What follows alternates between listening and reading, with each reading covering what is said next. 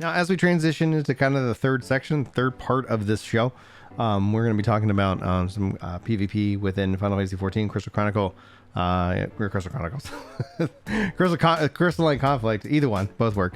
I saw some chat talking about what about New World, and we actually covered New World, and we talked about that in our last live show here as well. So yeah, you'll be getting a wide range. Chris is playing Guild Wars 2.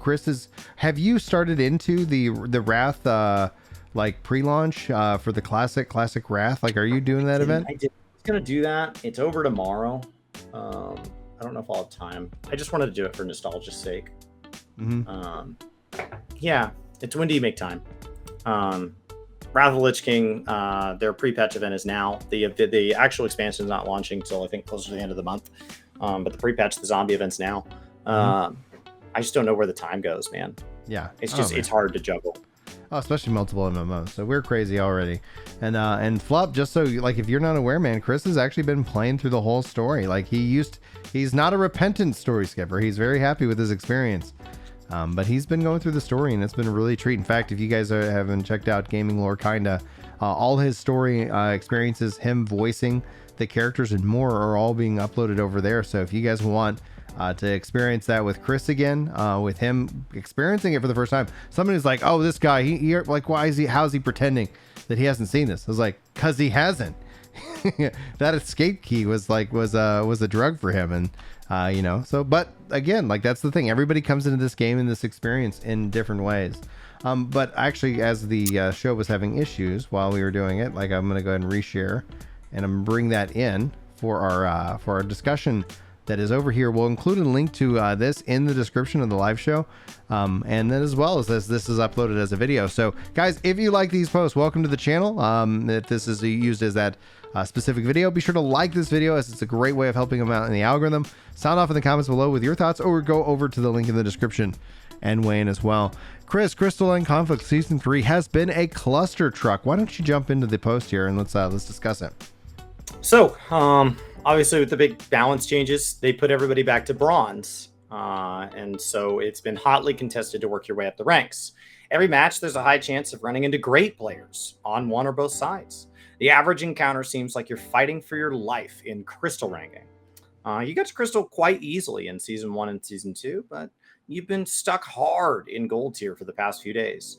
The level of typical Bronze tier you meet even now is often high-skilled players. I love it, despite it being so brutal and sometimes rage-inducing. Devs, please add Rival Wings to the daily roulettes for like Frontlines. Still have not seen a game pop even in peak times. I haven't done any Rival Wings since it came back. It was always something that like every data center or whatever had like a set night and time, and it was like hunts. Like you're there at that time, or you don't do it at all. It's this agreed upon time. We're all going to queue in the same hour-long window, 2-hour-long window, and that's gonna force it to pop. Yeah, because there's a huge spike in interest. With World Visit, I mean, with Data Center Visit, that should be easier, right? Maybe Ether has evenings on Mondays, and Primal has afternoons, and Crystal has late nights, and so like maybe there's something like that can start to form. Mm-hmm. But it's very frustrating to see that kind of like that with Rival Wings as the PS. So, have you done any Crystalline Conflict since it came back? I have not done CC yet, and I've been planning to. I just haven't had that kind of time. I've been just focusing in on leveling, and one of the nice things about Crystalline Conflict is you get some experience, but in the end, that hasn't been the case. Now, being that I focus on leveling, one of the things I've felt very hard is that I have not been able to get a Frontlines pop. Typically, before now, Frontlines was popping off regularly, like within a minute maybe. And yes, I play at a wide range of times. So every time I've been on, I've queued for Frontlines to a massive 30-minute plus queue. And the thing as soon as I see that, I'll let it wait out. I'll let it count down and see if it fills. But that's what I'm feeling right now. Now, I have not stepped into Rival Wings, and that in and of itself is like, I'm happy with the PvP changes they've made. I'm looking forward. Maybe I'll do some Rival Wings tonight. Maybe I'll try to do some of the Crystalline Conflict tonight. I just want to make sure that I'm getting these jobs finished off, because then I think it's going to open me up to kind of focusing on more what I like. And I liked what I played with Crystalline Conflict. I've made some good progress. But when they talk about having the ranks, kind of like the fact that we're avoiding any kind of degradation in kind of ranking, it still means that I think what you're going to see is people are going to get to a rank that they like, and they're not going to want, even though they keep you at that rank, you're not going to lose that rank's rewards for continuing to play. I think you're going to still see people hit a certain rank and be happy with it and dip out. And so then you're going to still see, like, if you want to, I think they still run into the problem that you have to be, if you want to be a part of this and that push, even if people are frustrated with how it is right now with bronze and all of that, like, it happens now.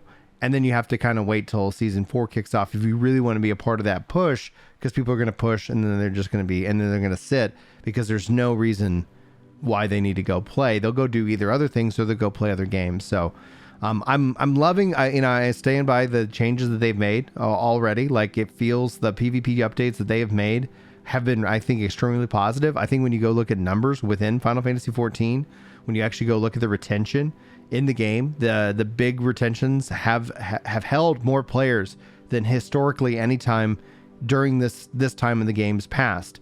The point 1 to the point 1 to the point 4 are usually kind of the more lowly times during the game, and then the point 5 tends to kind of really just like boost everything back up as it has a full content offering. But what we've seen actually is that more people have been staying around and playing the PvP stuff. So I have not yet stepped into Rival, but I really like what they've got with the Crystalline conflict, and that's something that I'm looking forward to actually spending more time on. But when it comes down to a PvP game, like, this is just, and this has nothing to do with 14, I've been just addicted to multiverses. Like, I literally, when it comes down to, like, okay, I want to have a match versus some other human. Like, obviously, I don't think 14 needs to go in that direction, but it just feels like it's just an easier game to pick up, put down, and put away. And when I'm in 14, I'm more goal oriented, but that's because as the content creator in me, it has nothing to do with the modes themselves. What do you think? I can't speak to the quality of player. I will say that if you are ever playing a game where artificially people feel like they're lower ranked than maybe they should be, what ends up happening is you can end up in really wildly balanced teams, because you can end up with really good bronzes on one team and really bad bronzes on another, and they can just steamroll. Mm-hmm. And Crystalline Conflict as a mode is really good at a steamroll. Every once in a while, you just end in a match that's over in a minute, 20 seconds. Like, it's just a dead sprint, and it feels like it's under 2 minutes and it's over and there's nothing you can do. Mm-hmm. Other times they're really hard fought, and so it can really vary. The problem is this time around, it's not new anymore, so it's not going to draw people in. I do think putting a mount behind the series reward is interesting, but mounts and minions, and so I think that's interesting. But this is competing with players who, when they're done with PvE, could be off in their sanctuary. This is competing with Savage again. This is competing with a new Extreme. This is competing with an Unreal that's giving people trouble, because Sephiroth punches a lot harder than Ultima did. And so, like, it's competing with a really wide range of content. That's not going to get easier when we move into our next season, but we're still into the same series. We're looking down the barrel at Criterion dungeons, Variant dungeons, Criterion Savage, Hildebrand relics. Like, the Crystalline Conflict, like, when it came back at the beginning of this expansion, you and I said, like, this, I'm really glad people are enjoying it now. This will eventually sell into being back-end content. Mm-hmm. And just be something that some people do, but not everybody does. And like, no, it's amazing, it's going to be great forever. And they're like, some of those diehard fans were believing that it would always be back at that level, but it won't be. It just won't be. And we're going to keep saying that until eventually we're right, because the entropy of the universe we'll get there. But at some point, this will drop into being back-end content. Yeah. And with that, the ranking system is going to get harder and harder. What makes an ELO or a ranking system feel much more balanced is when there's a large chunk of players. What I will say is that I find myself cursing each job. I'm like, oh, I hate bards. Oh, I hate dark knights. Oh, I hate other warriors. Oh, I hate. And so, like, that's a sign that, like, there is something fun to each class. Like, samurais, I really don't feel they're dangerous right up until one shots me. And so, like, I don't know how it works up in the higher ranks. I'm somebody who bounces around in those crappy bronze leagues and is just having a good time. Like, this week I ended up in matches with tequila shots. And I got to the end of the match and I saw his name on the board and I pulled up his stream. And so he just unwittingly became a co-stream. And we just had his reaction up and I just hunted him down and killed him just so we could see his reaction. So It was like causing reaction content. It's like reaction content, but from the past. And so I had a blast hunting down tequila shots. I don't know if you knew I was live. It's like, there he is. There he is. And so I had a blast hunting him down. So I think there's ways to have a lot of fun in this. I can't speak to the poster's balance, but I thought it was I thought it was a great title. I thought it was an interesting post as far as just kind of what is the state of Crystalline conflict and what is its role within this patch cycle. Because it's going to enter a weird state where you're like, I don't know, like, are the caliber players there? And as you say, right. like, Frontline's interest has died off. Well, people don't need it for the experience. People don't need it for the Garo event. And they've got a lot of other great content that's new and fresh. It's really hard for Frontlines to keep up with that. That's why, like, I'm looking forward to jumping back into Rival and seeing if the queues are the problem, because that's always been one of the key issues with PvP. It's the wait. And people just want to play. Like, they just find me people to play with. Let's go. And now that Rivals is back, I'm betting that a lot more attention is in that kind of space. And then ultimately it still brings up the challenge and the hope of what do we do from here? Because Frontlines, as it's part of its rotator, like, I think it really has some weakness in its design. And I would love for them to take a whole nother pass at it, especially when you talk about UI, especially when you talk about, even if they bring the feast back, right? The feast had this excitement, this, like, you know, this fair of like, oh, you got to knock out, and, you know, like, bring in, if they brought in, you know, announcing and all this stuff. Like, one of the things that's fun in a PvP game is PvPing, and not necessarily like we're just bound, you know, like no one's going down. It's just like, okay, and then you just stretch it out. But Crystalline Conflict has brought that, and I think that there's a lot of really cool things that they could do with it. And I just hope that the team is excited by what they've delivered.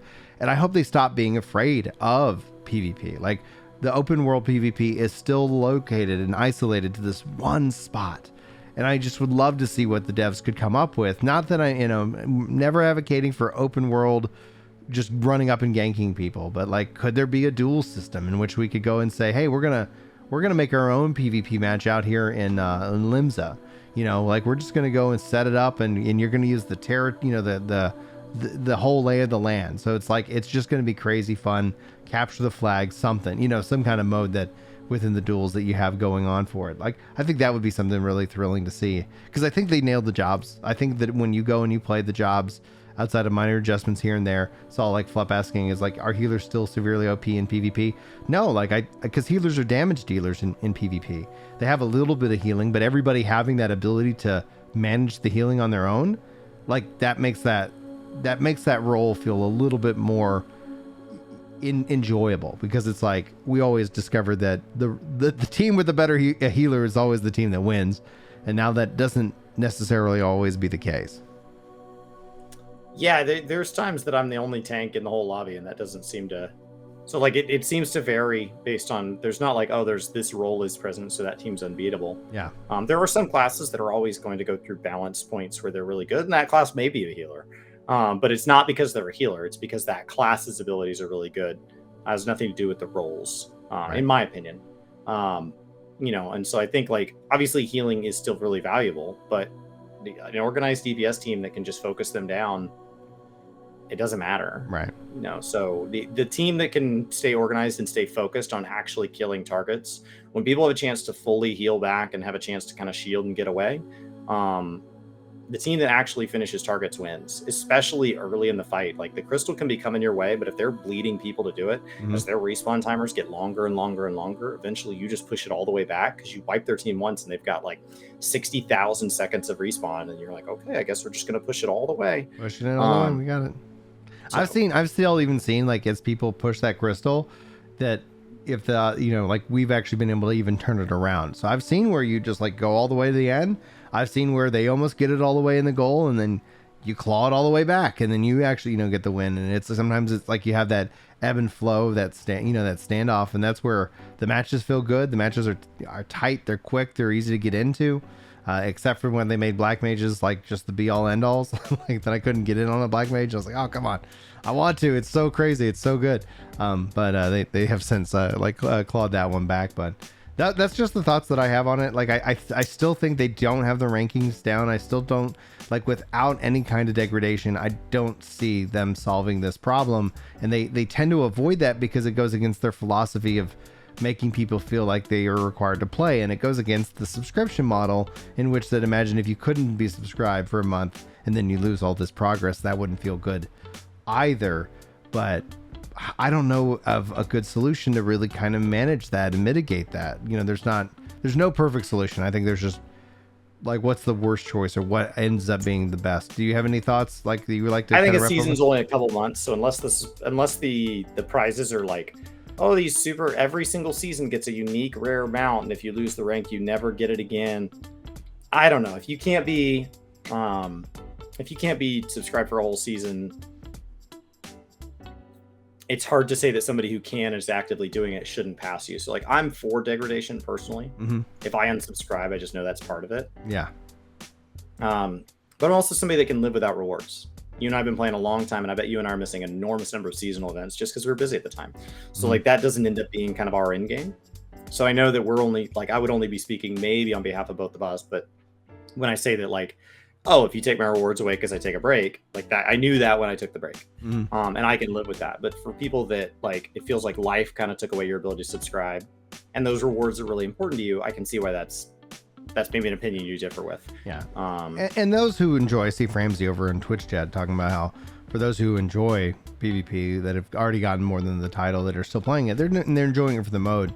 And that's true. But like, there is still a value proposition in which that some people, probably maybe even more than just those who are just doing it for the fun, tend to enjoy. And I would say, like, one thing outside of that they could add to this is some kind of career statistics. Like, give me more information on how my job breakdown is as my character in PvP, and win-loss per job, and total healing that I've done, and what's my average damage on these different jobs. So that way, essentially, as a career stat, like, that gives me some things to chase from a PvP perspective. It doesn't actually have to be a mount or a piece of gear. Sometimes it's just literally like, give me some stats that I can say, I wonder if I can beat that. I wonder if I can push myself to be better. Some of it is at the end of the match. And so from match to match, like, you have to write that down. But in the grand scheme of things, pulling up my character, I see win losses by the content, but I don't get by job breakdown. I don't get like damage, things like that, right? Like, if they've added all of that, then forget it, guys. We're gonna wrap up the show. I'm gonna go do some PvP. I mean, they definitely show like my victories and like my highest tier acquired. Yeah. But they don't break it down like by job and all that. So like, it would be nice to see like, how have I done as a white mage historically? How have I done as a white mage this season? Yeah, exactly. Like, just having some things that then can push you, so that it's not a physical reward or like a virtual reward there. It's literally a personalized set of like, oh yeah, this is my own goal, right? So the only way to do it now, and again, like, I guess I could literally write this stuff down and okay, here's my numbers, and I recorded every match, etc. But like, the programmer in me is like, yo, like, just let's store this information and let's have some fun with it, because it'd be really interesting, because yeah, it shows you your win-loss rate, but imagine if like you win 90% of your games on a warrior, but anytime you step over into whatever, that drops down. And it turns out when it's raining, like, I'm not that degree, but that's just the baseball nerd in me. Like, oh, when it's raining outside, oh, he broke up with his girlfriend and then he threw a really bad game. It's like, okay, like, oh no, it turns out they're going to the World Series. Whatever you do, don't break up with this guy. Break up with him after he gets the win. And then it's like, come on, like that kind of stuff. I just love this kind of stats. And what's up, Colin? How you doing today, dude? Thanks for tuning in to the live show. I'm looking on like the lodestone and stuff, and I don't see anything that it'll tell me my standings, but it's not going to tell me. It's not to the degree that you're asking for. Right, exactly. And I think that could actually be something that would help benefit PvPers in the long run, because it gives you fun little things to chase, season over season, total career.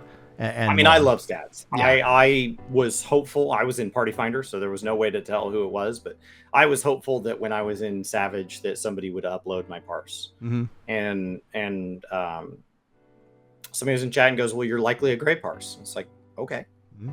But like, how do I improve? Right. And so like, I don't care that it's a great parse. I want to know what mistakes I made. And like, when I went and pulled it up, it looked like I had, like 85% Only 85% of the time was I using a global cooldown. Okay, well, that's just get better at mechanics. Get better at mechanics, and because there were times where I was so focused on mechanics, I just wasn't pressing abilities, and so 15% of the time I wasn't doing anything. Well, that's an easy thing to fix, and that'll naturally get better as I repeat content. But on the other side of things, what are just mistakes I'm making? You know, are there things that I'm just doing objectively wrong that is just a muscle memory issue? And so I like those stats. I like having that stuff. And I don't care that mine are bad, because I'm using them not as a benchmark me against the community. I am using the community for like a relative, like how good could you be? But I am mostly just trying to beat myself. So if I'm a 14 and this tier, all I do is make it to a 16, and my DPS goes up 20%, above and beyond what gear should have done. It's like, okay, I improved my stats by 20%, but I improved my overall DPS by 30%. Yeah. That's awesome. Like, that's a win for me. So I just want to get where I'm improving me. I really can't do it. I can't become somebody else. So there's no benefit in worrying about what anybody else is doing outside of like a relative, like what is possible. Yeah. So I'm excited. Yeah, I think there's a lot of good stuff coming.